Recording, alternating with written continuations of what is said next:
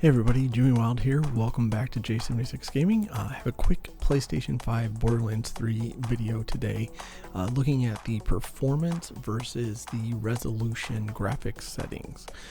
Keep in mind this is a quick look from the perspective of a gamer.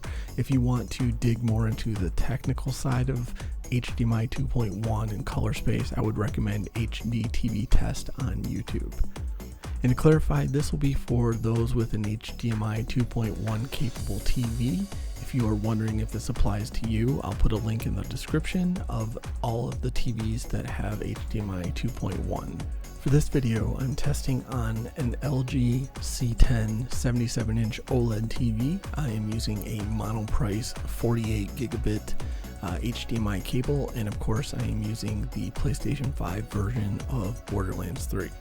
Note that I'm recording the TV screen using a Canon DSLR, and the video quality will be junk for either of these scenarios, but the important info will be on the screen via the by now not so secret LG FreeSync information menu on the C10s, which is available by mashing the green button on the controller repeatedly.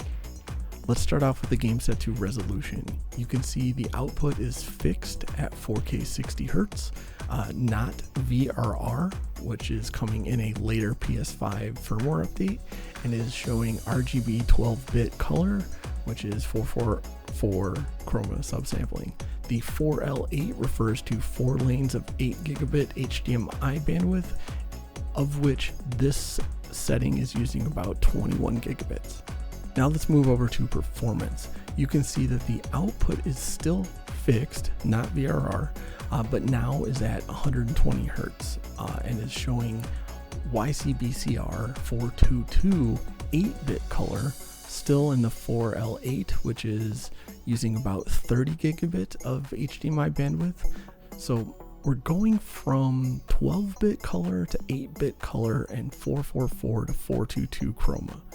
So HD TV Test put out a video last week, I think it was, that points out that the PlayStation 5 may be limited to 32 gigabits of HDMI bandwidth as opposed to 40 gigabits that the Xbox Series X has, which I believe explains the drop from 12-bit all the way to 8-bit color for 120 Hertz.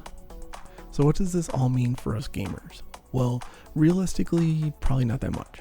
I expect that it will be difficult to see the difference between the two settings, even though it's effectively half of the colors represented on the screen when you're in the performance mode.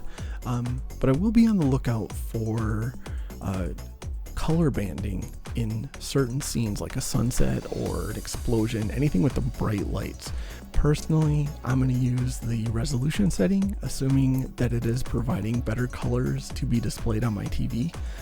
I didn't buy a new OLED with HDMI 2.1 to use for the new consoles to see worse colors. But as with anything regarding graphics or TVs, I would say judge for yourself. Can you see the difference between the two settings? And pick the one that you like. It was really close for me, but like I said, I will use resolution because in my mind, even if I'm making it up, it's a better image.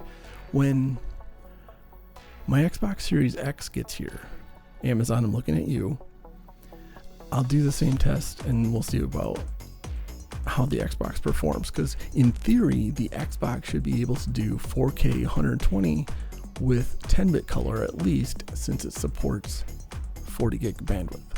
So I'm excited, can't wait to try this out. And this is my favorite part of the new consoles. I'm spending less time playing games and more time just goofing around and checking out the settings and all the new technology. So I will see you later with an update when the Xbox gets here.